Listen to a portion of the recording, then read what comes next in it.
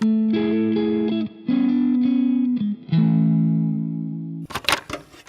I'm Breandax, And I'm T. and we're going to listen to some extra special music today. Right across the pond, once again, the Beths return with a new record. From Right on time. our southeastern friends. Did you know that to fly from Sydney to Auckland is faster and closer than it is to go from Sydney to Perth? I did know that because You do need a passport, but it's do. closer and faster. I don't know if the Beths are from Auckland or if they're from a different part of New Zealand. I don't think they're from Auckland. I don't remember where exactly they're from, though. I think I saw it somewhere in an article or something. If you know, like that song, if you know, you know, when you know, please let us know where the Beths are from. We could look it up, but audience participation is great. Anyway, we are here joined on this occasion to listen to the new release from the Beths, Straight Line Was a Lie.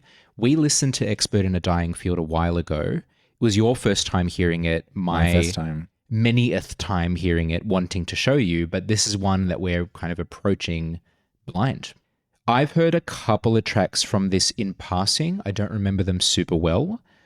So for me, for all intents and purposes, this Well, is blind. firstly, I'm like, issue, listening to the song ahead of the session, but then in passing and didn't pay attention to the Beths is also another error.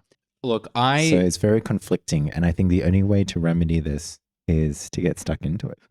Track 1, Straight Line Was a Lie, title track of the album. Let's dive in. I was thinking about something else.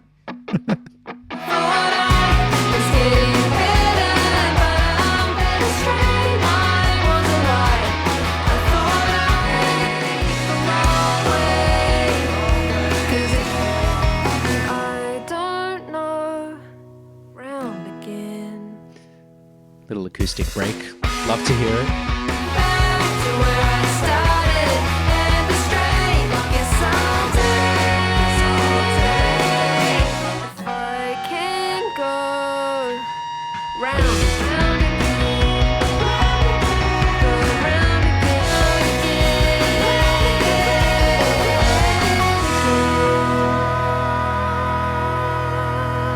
Feels so good to be back with the Beths. God damn it. Shout out to whoever like produced and did the mastering, because I felt like I was at a concert. Yeah. Like, I felt like I was in a space and it was like reverberating around me. Because it's a recording and I've got headphones on, it was also then in like super high fidelity audio quality, which you don't normally get. Like, you normally lose that when you're at a live gig. It's live gig in 4K. They really captured the energy, and you owe it to the full analog instrumentation, the driving guitar riffs, the drums, the harmonized vocals. While there was, vocal layering, it all just felt so natural. It felt like we were there for the live performance. I just love how with the Beths, we explore certain topics, but I always feel like I'm among friends, and I always feel positive.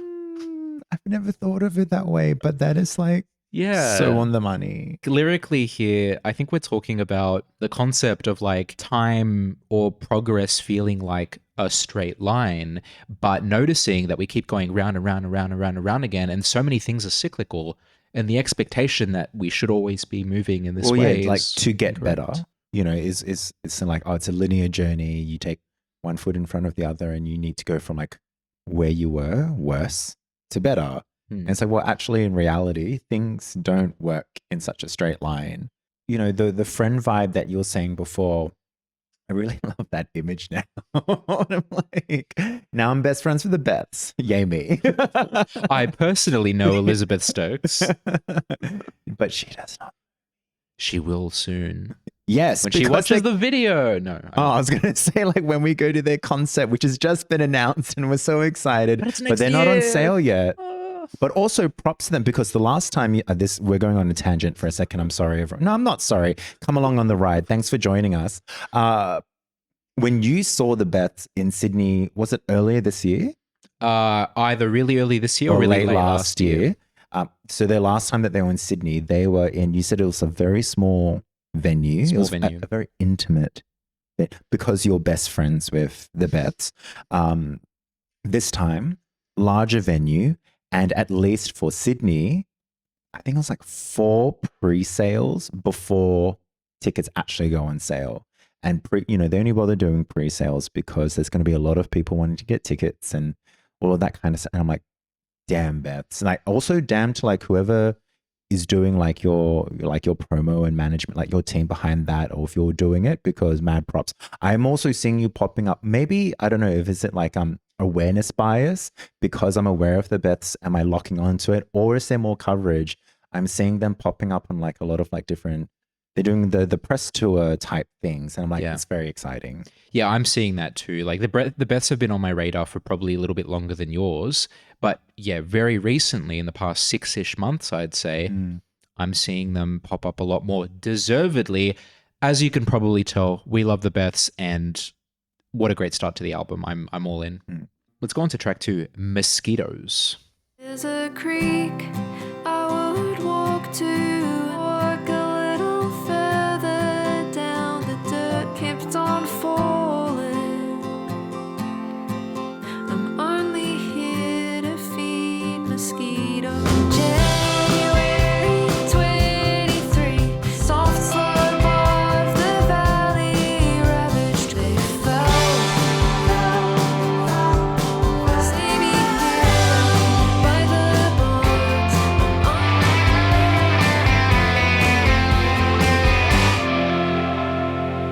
I still go, and if I fall, only skin, only blood. The way that it was, I think, really painting a picture in, again, this sort of like, gave me this sense of like an ambling motion, like you're like walking down the pathway, and as the path curves and turns and more of the scene is sort of like it reveals as you turn the corner, that was kind of the feeling I was getting from the way that they wrote and then like performed this song. Yeah, the gradual build and the instruments really supported that as well. Yeah. January 2023, there was significant flooding in New Zealand. Pretty sure there was like a cyclone or something that came shortly afterwards, which did not help. And I get the vibe that this song is, I think maybe I was trying to like dig into like, okay, is this a metaphor for something? The first song we were talking about getting better and the experience of getting better and perceptions about it. But this one I feel like was kind of like, describing maybe this incident that was happening and then maybe what has happened since then as well. If we were to take like a slightly more metaphorical look at it in a similar way to how one might look at the first track, what I get from it as well is expressing like an honesty with where we are, how small we really are, that kind of feeling, to the point where throughout the track, I'm getting that expressed to a point where sometimes like you may be downplaying things a little bit too much, downplaying your role a little bit too much. Like it's taking like, it is what it is, and I'm here, and yeah, I'm just a little small bean. What can I do? I'm a little food for the mosquitoes and all of that, which is like a very real thing. I think a lot of people, it's really good to have an honesty about your place in the world in terms of how small we really are as human beings, but very common for people, especially people who are very empathetic, to take that on and have it be pretty heavy on them as well. I mean, there's so many ways you could read that. Perhaps is it your own ego? Is it as a band? Are they talking about like how like we've spoken about the experience of being a performer, and you have this relationship with the public and your fans, and you're both like a product that is larger than you as a person, but you are still a person at the same time, and sort of the dynamics between that. Maybe it's referring to something like that. Yeah, I feel like I can take what I want from it and kind of position it in a way that makes sense to what I get from the track and what I feel is evoked most vividly. But also I don't get it in a sense that it's so vague that there's, a anything can be anything, like difficult to engage kind of vibe, which you get with some really kind of interpretive stuff. So good balance. Such a great balance. You know what is not a great balance? When you have no joy in your life. Indeed. I do remember seeing this one as one of the not first, but second or third singles from the album. Oh, one of those singles that you didn't pay attention to because you're rude like that? Wow. Look, I'm not perfect. Straight Line was a lie. Hey. All my pleasures guilty. Clean slate, looking happy, barely pumping. Winded like the comfort. No joy, no joy, no joy. This feels very 90s.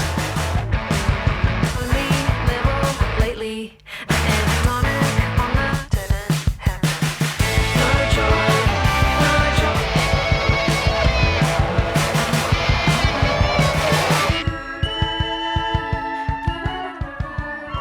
All my pleasures guilty. Clean slate, kill me. No joy, no joy. I have so much to say, but just really quick.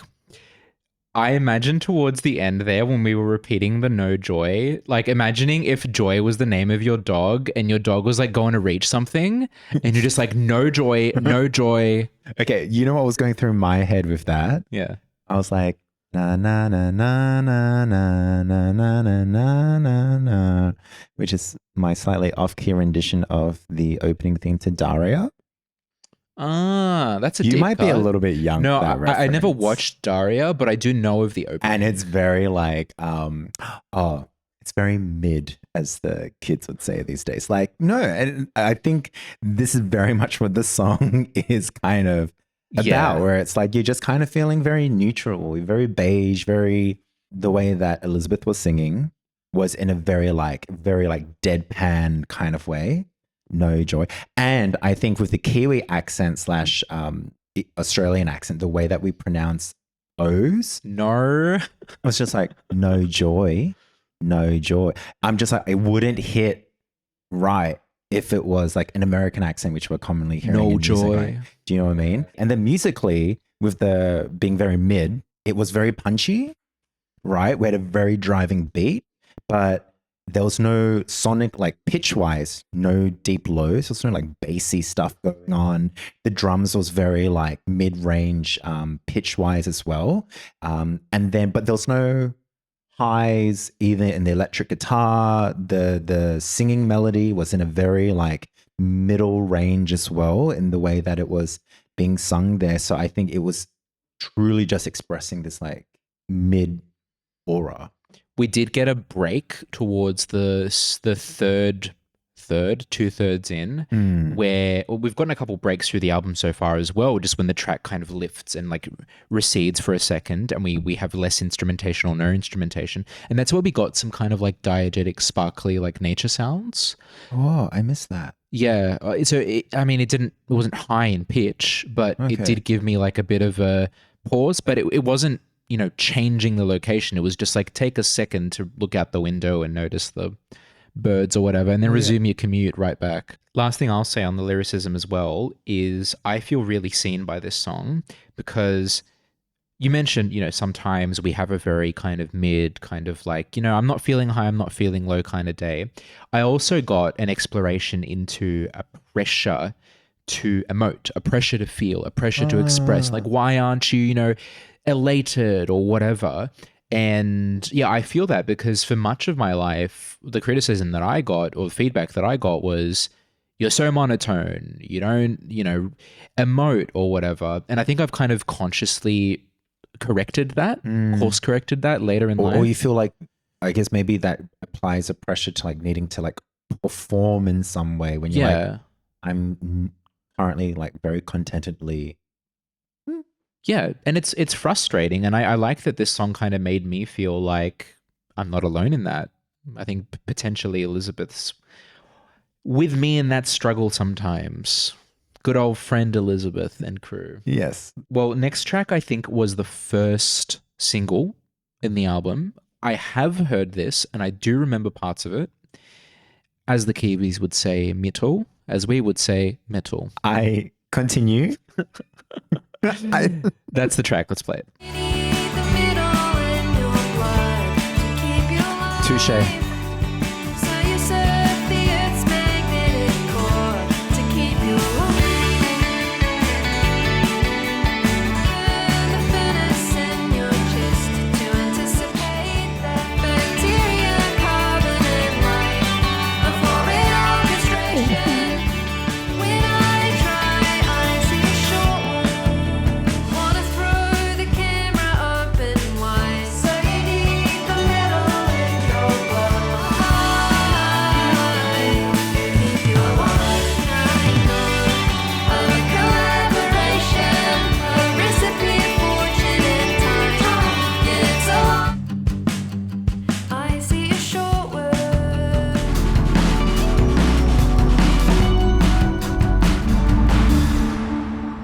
That's in my top 3 Beth tracks of all time, I think. Just immediately. Mm-hmm. What an amazing metal. track. Title of the track, not the genre of the song. Just in case. Although, you know, someone do it. I love this track. I think it is such a pretty song. I think both Elizabeth's vocal delivery and the way that it had this very like rolling, like circular, I don't this motion if you're watching the video and not listening to us as a podcast. But I love the lyrics, and as a STEM girly, it was tickling me in so many different ways. My favorite so many favorite lines, but my top favorite line is, and I know I'm a collaboration, bacteria, carbon, and light, a florid orchestration, a recipe of fortune and time. That line, like the first one, I'm like, so cute. Oh my God, it's making like science cute and like musically like catchy. A recipe of fortune and time then hit me. I'm like, damn, that's so right. It's like chaos theory, gigantic universe. The fact that any of this exists is just like one in a billion. Do you know what I mean? Yeah. And the fact that, you know, that we're able to get through. I mean, it's obviously like looking so much at like our human body and what a miraculous like phenomenon it is. Like it's incredibly complex and all of these things working together to make us who we are. As a non-STEM girly myself, if I had a song like this, I was very much into indie rock as a younger chap. If I had a song like this, I would be much more interested in paying attention in science, because there's often the saying that science is at odds with art versus science, right? Maybe it's a Rilo Kiley that's song a that I'm band. forgetting. You're thinking of the band. There's No, a band no, called no, Art no. versus Science. No, I think even that name comes from the idea that science and art are at odds. Oh, maybe that's a more contemporary. When I say contemporary, I don't mean like in the last 10 years. I mean like in the last couple of centuries, because historically, I've always thought of like art, maths, science, philosophy. Actually, same ballpark. Yeah, maybe it is more contemporary, where people often view science as dry and like analytical, and art as whimsy and fluid. What this does for me is I can tell that Elizabeth and team are nerds, science nerds, nerds for other reasons outside of this album as well. And they just so beautifully use their interest in this area to express such an artistic emotion and an artistic message through such a beautiful song. And the message that I'm getting here is we are so in tune with nature, the elements. Even in modern life, there was a line about water becoming steam to power a train or something like that. And that's just like such a nice little way to kind of bring it into the fold with technology as well, not just how we function as humans, but how the extension of us, technology, also comes back to nature in some way. I think it was very catchy to like focus on like calling it metal, and then the analogy that was repeated or like centered on was metal in your blood, because I think normally we associate metal with like technology and manufactured things, Machinery. and, you know, the opposite of like your organic living flesh. But it's true, like we have metals in our blood and they're very, iron levels are very important and affects a whole bunch of stuff. As an example, there was one line that I don't know how to read though. It's at the end of the chorus when I cry. So early it is, yeah, it's a lot to take in. When I try, I see a short word, I see a short word. But later it's, yeah, it's a lot to take in. When I cry, I see a short word, I see a short word. I'm like, what is this short word? Yeah, it was a little bit like whoosh over my head as well. But I think there is something there if we look into it. Maybe. And then I started thinking about like short words. And I'm like, there are many 4-lettered words that I feel could fill that blank. Egg. Love. Egg is not a 4. It's a short word. It is a short word. What we need here is for Mother to pray for us to kind of figure out what this short word is. But that's also the name of the next track. Mother, say a prayer. I don't seek what you seek. Mother, pray for me. The tongue in which you is a pigeon that we speak. I would like to know you, and I want you to. I could be saved one day. Mother, pray. I have done enough for evidence of an after. Fine without. Oh. Forever right now, but I get one it. day if you arise, tell me you got this say. No, I didn't call. Anyway, Mother, pray for me. I had a realization partway through and it really just clicked. And that's such a clever track. The emotion that I was getting and the exploration that I was getting is just kind of trying to connect when there are major differences, when there's a different point of view, when there's different experience, different interests, all of that very much at the start. And then we kind of progressed and continued to explore. And then as we were getting towards the end, I was like, oh, okay, the pray for me is talking to a kind of religious tension and a religious deviation between child and mother, and especially generationally, when a lot of, the generation of our parents were very much religious compared to maybe our generation and the generation after.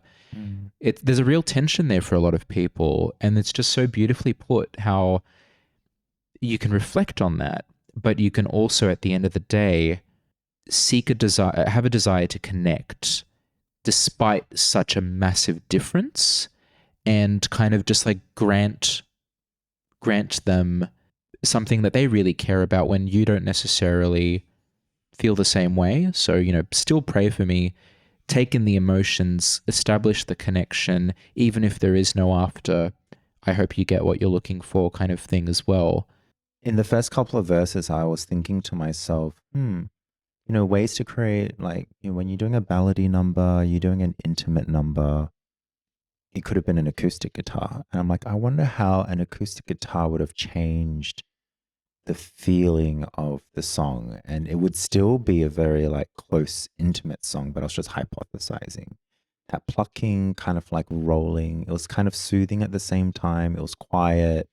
Through the lyrics, they really started to describe that relationship. And I think for me personally, like, I definitely had a part of my life where in my young adult years, we really had differences with my parents, and it was really difficult to be able to properly communicate to each other and like understand. I mean, we both speak English. It's not literally language, but the meaning, we were just like that, and some of it was like more everyday pedestrian stuff, and some of it was like deeper riffs that was hurtful.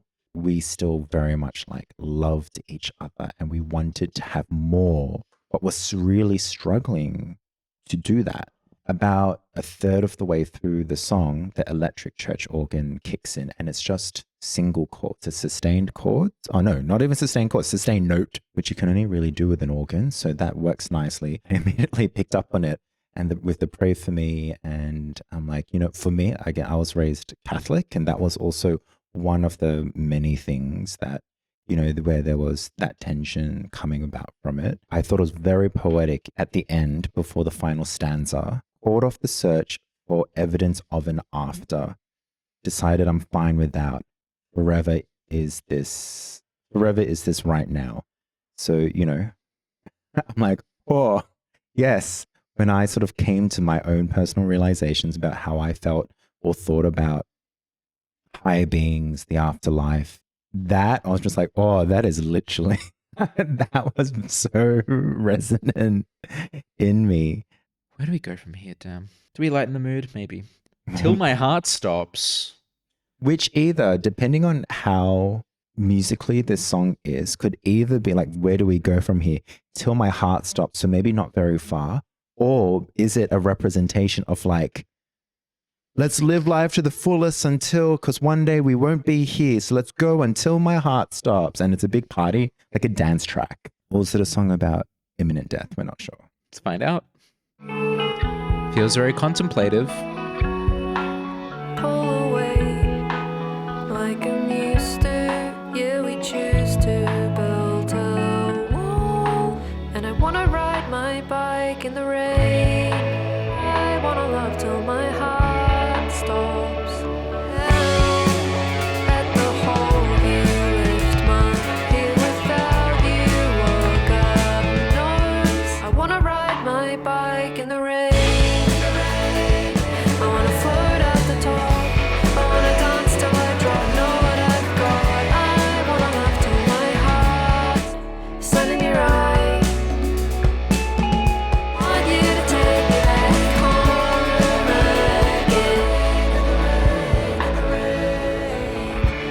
again. I've just been thinking about like, yeah, how this album, they've put this album together and structured it.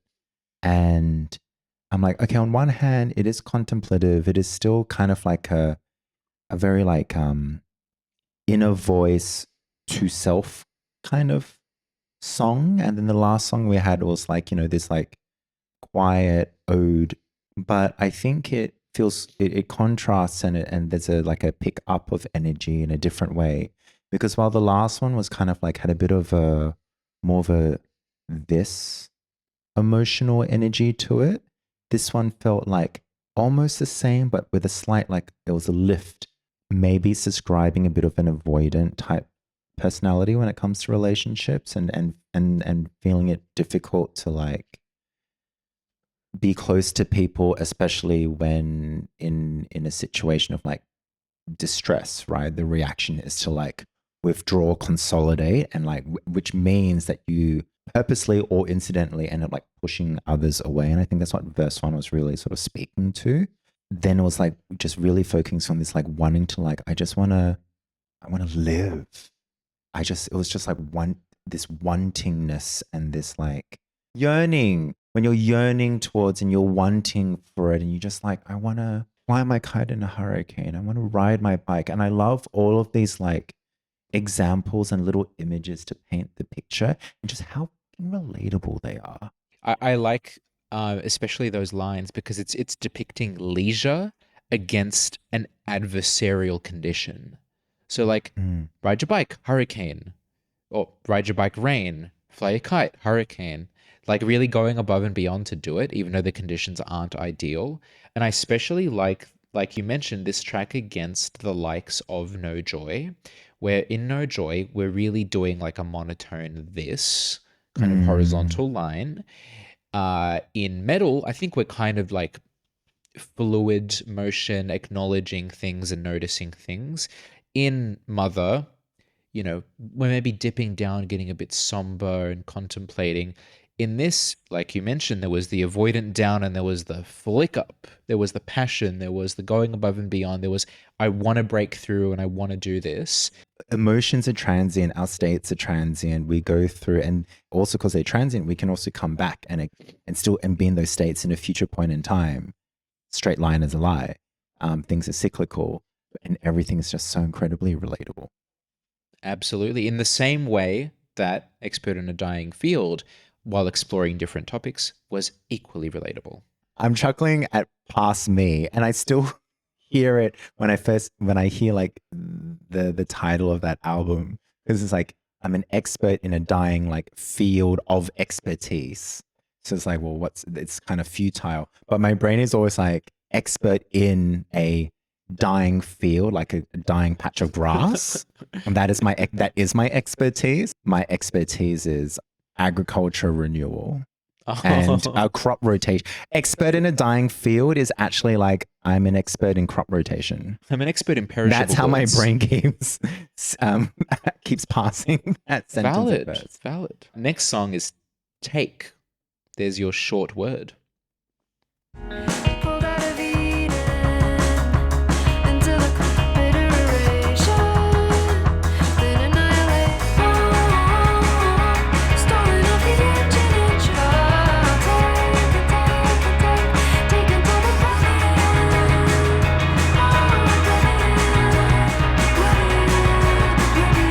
out with a bang, now the blackout. Tell me a secret, throwing at the fire of your fear. Did you forget? Bouncing on and on and on.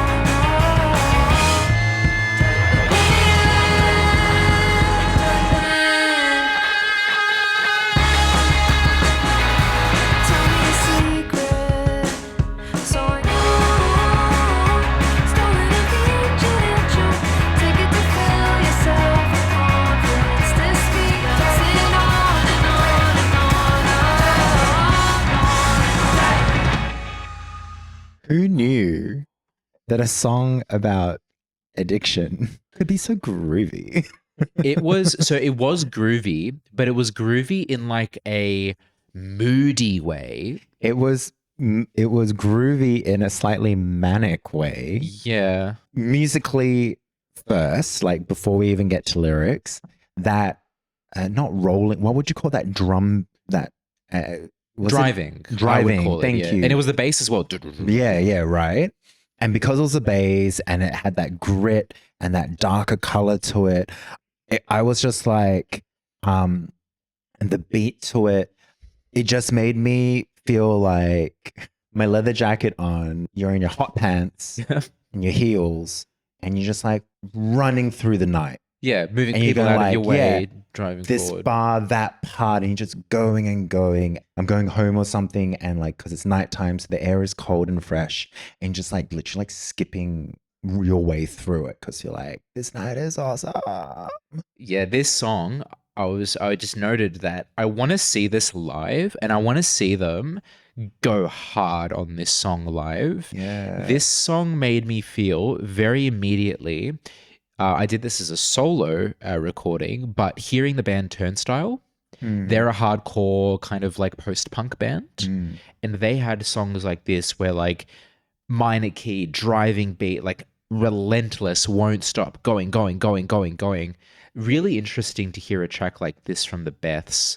I really liked it. I mean, it was softer than a Turnstile would do, but I want to see them have fun with this live. I wasn't sure what context the word take was being used, right? Is it, Yeah. Is someone taking something from me? And then I think about halfway through the song, it's like, oh, it's like me, I'm taking stuff. Like what you're taking, not specifically described. Again, you can relate to it through your own experiences. You're escaping a bit from like whatever is going on with reality right now. But where it gets a bit too much, and the lyric was take until the palliative is gone. So like the good feeling that you're getting from whatever you're doing is plateauing and it's wearing off. Anything that goes into excess is probably not good. So why not? And I'm just getting it out. So it was like take, and then oblivion. The saying it's like drinking into oblivion, or drinking like to be like shit faced. I think it's the saying. So maybe that's the I was reference thinking there. about the Elder Scrolls 4 Oblivion the whole time. I don't think that's what's being referenced unless that's the addiction. I don't know. Maybe not. What a great track to have before a staple of our roads, the Roundabout. Well, maybe not our roads, definitely Canberra roads. That's true. But comparatively to other countries, I feel like we're pretty roundabout Roundabout? heavy, especially the US. They don't have many roundabouts, and it's a shame because they're pretty effective. Hands off the wheel, you're laughing in away. Eyes on the road with a cautious calm. There you go. You addicted to your energy. You tangled up in memory. I love you then, like I love you now. There's nothing to be scared about. You were color, you were line, you were shape. But I loved you, scream love you then, like I love you now. Never change unless you do, unless you want to, unless you want to, unless you want to. Never change, screaming through a roundabout, unless you do, unless you want to.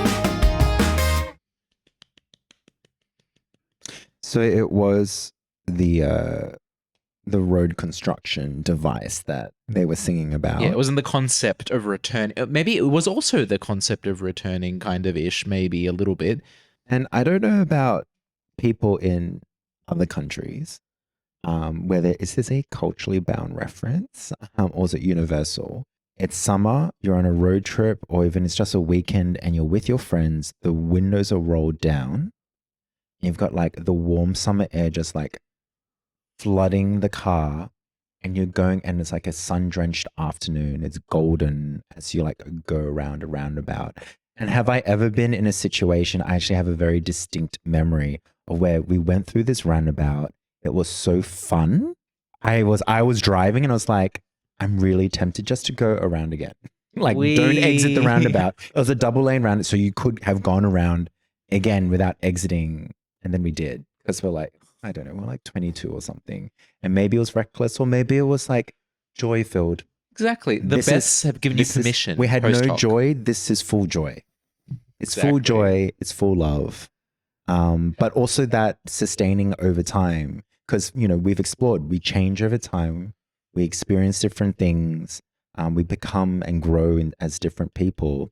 But this is beautiful because it's like, I still love you throughout it all. Yeah. This is so far the most, love song / admiration song of the album. And I really enjoy how we're staying on theme with the thematic elements of the album, despite, focusing on love, admiration. I could probably take it a couple different ways in this song. What I also caught on to, there was a particular line that was repeated through, and I was like, the first time I heard it, I was like, is that the right way to say that? And then as I heard it again and again, I was like, no, this is intentional. I love you then, like I love you now. Mm-hmm. And I'm like, oh, isn't it supposed to be I loved you then? No, it's looking back and loving the previous form as much as you do the current and the future, because It's change current. is part The love of is us. current and it's ongoing. Yeah, it's a through line despite the changes in how we, act, because I think at the end of the day, a lot of the time we fall for someone for who they are rather than who they were at a particular point in time. There was a point in the track where we talked about, you're not here, paraphrasing, you're not here, but like I feel you at my wrist when the wall is white and I'm, riding or whatever. And I'm like, oh, are we talking about someone who's departed, who's left, but who stays with you as a constant despite that? And then I was like, I don't think so. I think it's maybe just like, when you're in a relationship, when you've got friendships that are really dear to you, you're not always right next to each other, but the love is still felt. Even when you're apart, it still influences you in different ways and shows up in different ways. And as I'm sitting with these tracks as the album goes on, I'm like, I really like this theme of this album. It's so clever. And when I first saw the album cover and saw the name of the album, I was like, I don't get anything immediately for where this is going to go. And now I'm just like, oh, yeah. Okay. Now for something that could be very serious. Ark of the and definitely Covenant. back. I'm just like, Are we talking about Halo? it was in the Bible first. One could argue. Yeah, well, Halo is pretty big now. Halo is like the modern Bible. At least Microsoft would want you to think so. I'm just trying to think, like, is it in the Bible? I just looked it up. No, there's an ark and there's a covenant. It's a sacred gold plate wooden chest described in the Hebrew Bible and Jewish tradition that housed the Ten Commandments. Oh, yeah, that's right. That's biblical right. adjacent. Actually, it was in I guess it's in the Torah before it was in the Bible. And it's also in the Xbox hit title, Halo Combat Evolved.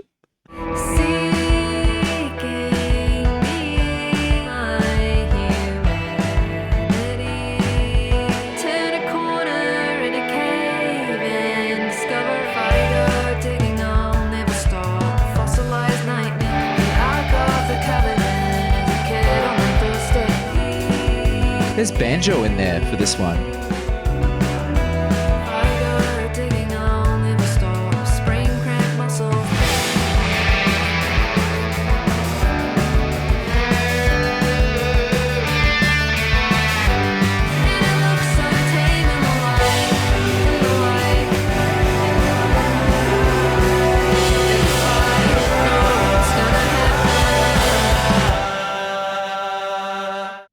Angsty emo Breandax. Thanks the Beths for that song. We need the Beth's cover Evanescence stint, I think. Oh, it's funny you say that because I think with like the drums, the guitars, the banjo. The banjo, yes. I was thinking a little bit more Paramore vibes. Yeah. Rather Early than Paramore, for sure. Yeah, like I loved the color of this and the weight of it. I think we're talking about like when you have, there's all kinds of like parts of our personality, of inside our mind, and some of those parts can be a little bit scary. Mm-hmm. If I go look at it too much, I'm a bit scared of what I'm gonna find. Like this is all introspection, right? Yeah. Even beyond that, I also got while some parts do seem scary, the more I do look internally at them, the scarier they become with how much I'm analyzing them. And then towards the end, we got the line, in the light. It's like, I forget what it was, like mediocre. And it looks so tame in the light. Where it's like, okay, you shine a light on it, you get some third person perspective, all of that. It's objectively not quite as bad as you might think it is. But then you go right back into introspecting and overanalyzing, and you get into this little yucky echo chamber in your own head. But then at the end, it's sort of like it challenged that. So it sort of, because it can be very consuming to be in that space, right? And you're right, it can be a slippery slope. And to be overthinking it, to be overanalyzing it, and just like spiraling into it. And I really appreciate, and I remember feeling this in Expert in a Dying Field, that I always felt as a listener, whatever journey we were going on through a track, and then also overall in the album, and there was some, exploring a lot of different emotions. I always felt very taken care of as a listener by the writers, and by the the band, and how they were then expressing the song as well. That I wasn't going to be left in a fragile state. Like we had explored very fragile, vulnerable places, but then they made sure to always return me back and ground me again.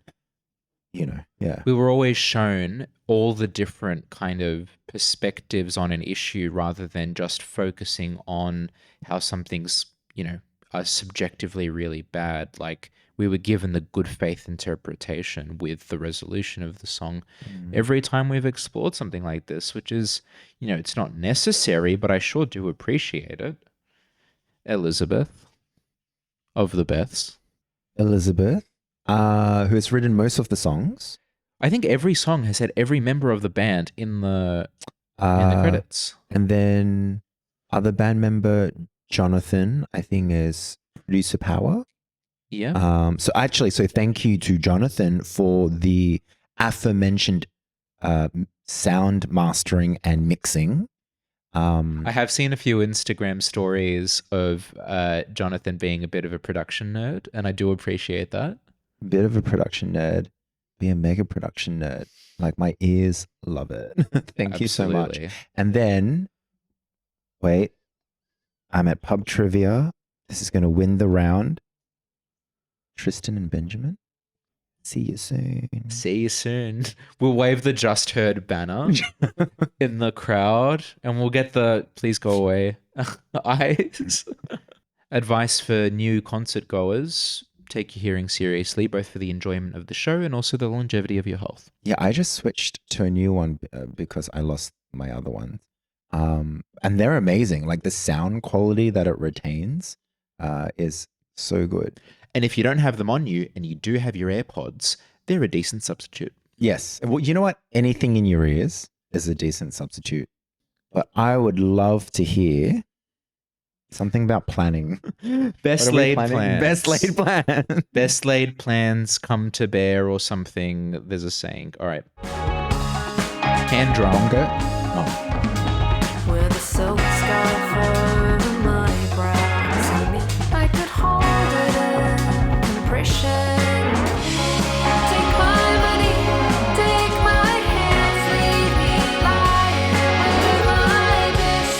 Get thin out, dilution, drip it in my best. What we're doing here. A different gravity. How to make something.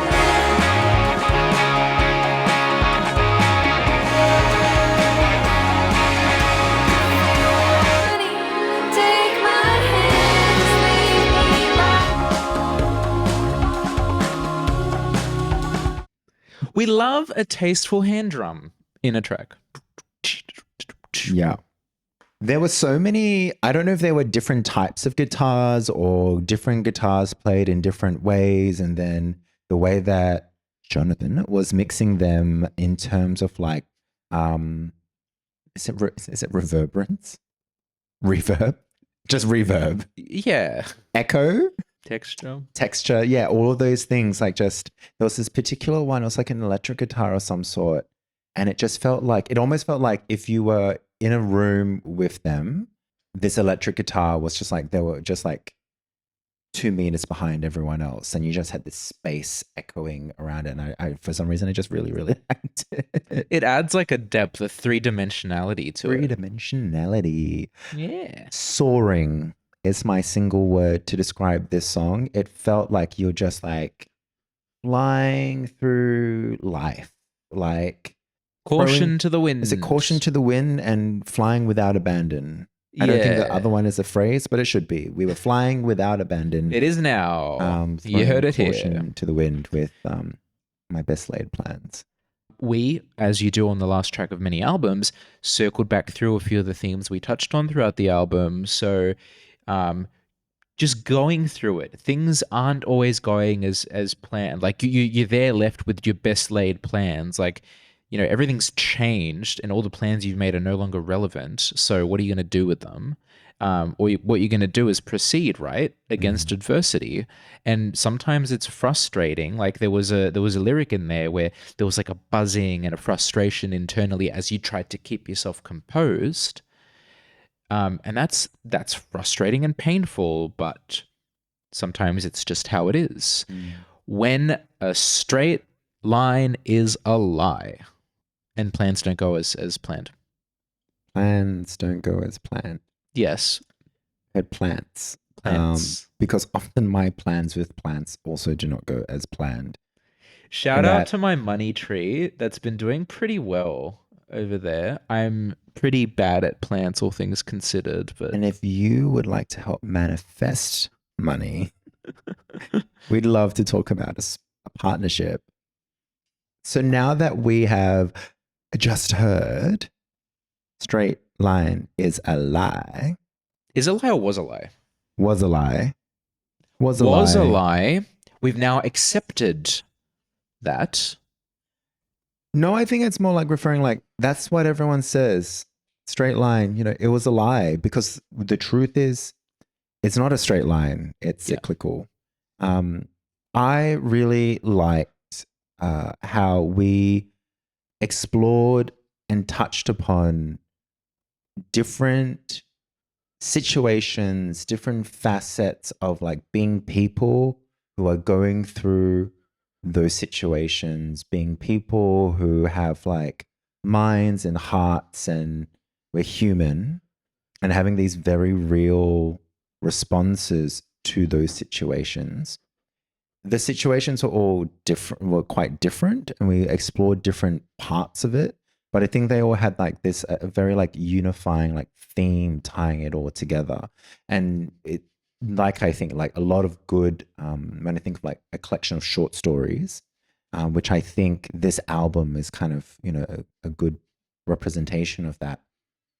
You touch on something enough to experience the feeling of it, and it doesn't really matter on where you are or what it is or who you are, because it's just a short story. We're just in this little snippet, and I think the Beths did that so well. I love how so many of the songs didn't really bother specifying the what. Yeah. Right. So Or even the Who sometimes. or the Who, so like in Take, for instance, like it doesn't, whatever the substance was or whatever the behavior is, it doesn't matter because that, it was more like the phenomenon surrounding it and how we navigate through that situation. And why I liked this approach is because you can connect with it in whatever way it relates to your own personal experiences. And I thought that was really, really powerful and very well done. Yeah, and we really got a mix of emotions here. We got the high highs, we got the frustration, the driving, we got the reflecting, contemplating, and feeling. But throughout all of it, none of it felt disjointed. We returned to the theme, and the theme here very much, I think, is deviation, chaos, pivoting, obstacles. I think it's also just like challenging what people say, what society says Yeah. is. And actually it's like, well, actually, if we stop to think about it, is it really? Yeah. And there are so many ways you can approach a topic like that, and many different ways were approached in this album, but it all felt very the Beths. And I love that. I love that with the Beths, the best Beths. I'm getting so many different angles, but none of it feels forced. It all feels like a genuine manifestation of what Elizabeth and Band are thinking and feeling. And I just love that I can return to the Beths whenever and just kind of know what I'm getting, but also get variance within that. And I think for me, I really loved Expert in a Dying Field. I think I equally love Straight Line Was a Lie in different ways. Yeah, I'm the same. I'll return to them in different, when I'm feeling different emotionally, when I need different things. But I think both are just so relevant, and they're so earwormy, catchy, beautiful to listen to. Once again, shout out Jonathan behind the desk. Maybe more than just one, but how good. Next tour, upgraded venue with 4 pre-sales before general sales. Tour after that, Horden would be the next step up. Well, no, where are they? Roundabout. Roundhouse. The Beths playing on Canterbury Road. Horden would be the next step after that. And I want them to have all of the success because I think more people need to hear their music. I also think that the way that the Beths, like their style of music, and this is another really good example, I think it's going to age really well. I think you'll listen to this music in years to come and it would still feel just as fresh as it is dropping in 2025. Loved it. Loved coming back to the Beths, and will continue to do so in the future. Thank you, the Beths. Hope you guys loved it too. I wonder if some of you are new Beths fans. I wonder if some of you are Just Heard listeners who have just heard the Beths alongside us. Hope you enjoyed it, and keep an eye out for the next thing, whatever it may be.